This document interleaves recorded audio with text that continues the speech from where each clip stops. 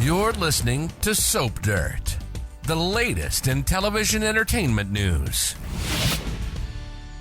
Hey, Days of Our Lives fans, I've got your 2-week spoilers for December 23rd through January 3rd, 2025. We're going to have Rafe freaking out, Belle Black tempted, and Philip scoring yet again. It is Belinda from Soap Dirt. If you are not subscribed, please click that button. Let's get started with what's coming Monday, December 23rd. So we have Gabi and JJ talking last week, and she felt like she was being insensitive about his need to lay his sister Abby to rest properly. And he went home to talk to the family, and they had decided to put some memorabilia about Abby in that time capsule and inter it at her gravesite. They did that. And then JJ is back talking to Gabi on Monday, and they have a close moment. They are going to go out for drinks. They already agreed on that, and they are going to hit the sheets soon, I'm assuming around New Year's. Rafe finds Hattie Adams and drags her back to Salem. He's going to turn her over to his client Leo, which is an interesting choice since the police want her to. Hopefully he's going to let Jada know, and make sure to get her to the cops. EJ wants Kristen to fire Belle Black from DiMera, and Belle and EJ are at each other's throats, and that's going to go from enemies to lovers pretty soon. And Ava tells Brady about the threat that she got, and she's assuming it is from Kristen, because who else would it be?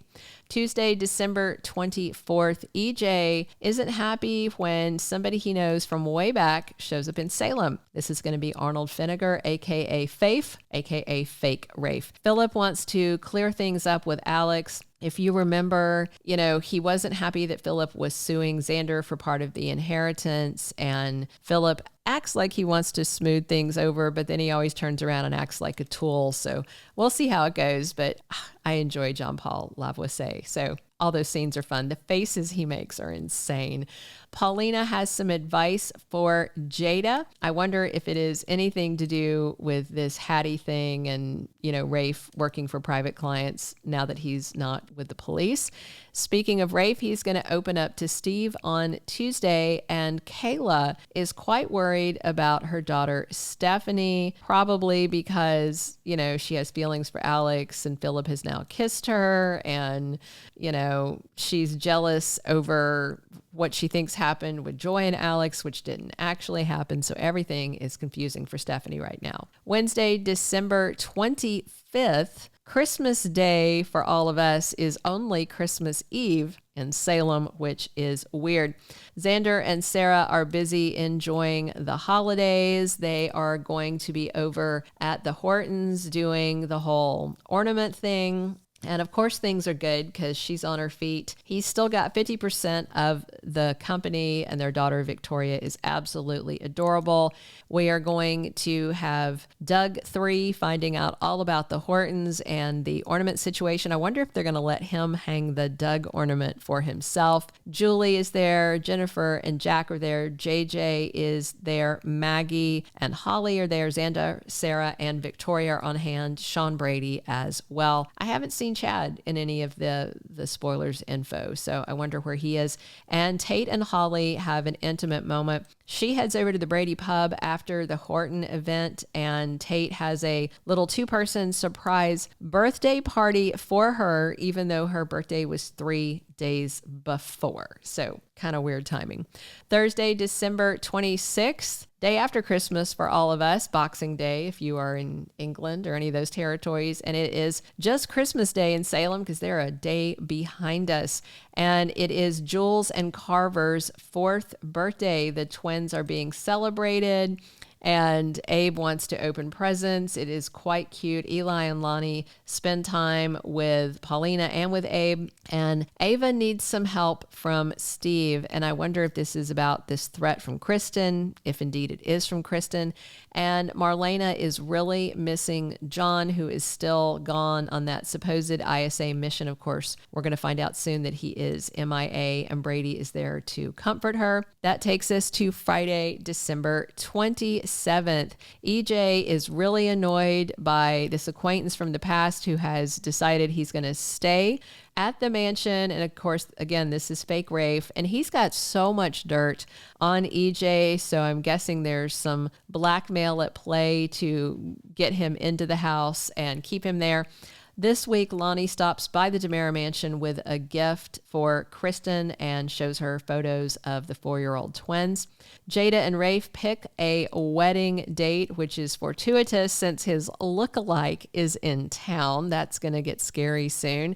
And Tate has this plan with Sophia to drive out of state to terminate this accidental pregnancy because they're running from a non-existent law. And Holly derails those plans, which is going to make everything take a worse turn the following week. Belle gets an extremely lucrative job offer on Friday. I wonder if it's from Philip to come work full-time at Titan now that she's staying in Salem. And Leo decides he's going to help out Dougie 3. I hope he helps him out by getting that necklace back to Julie and not by actually fencing it.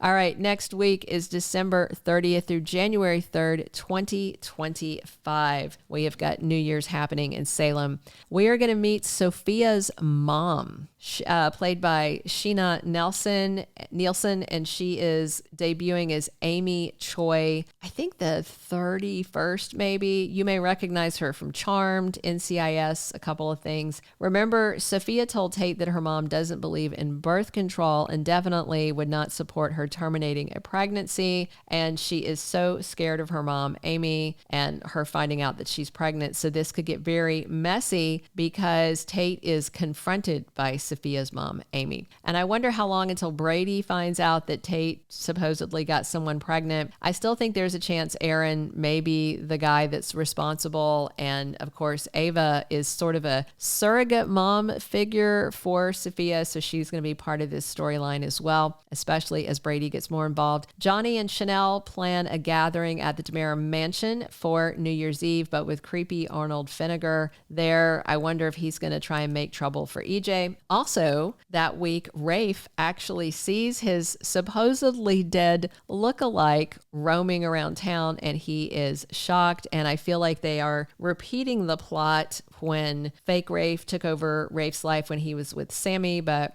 maybe it'll be fake Rafe who meets Jada at the altar or some twist like that.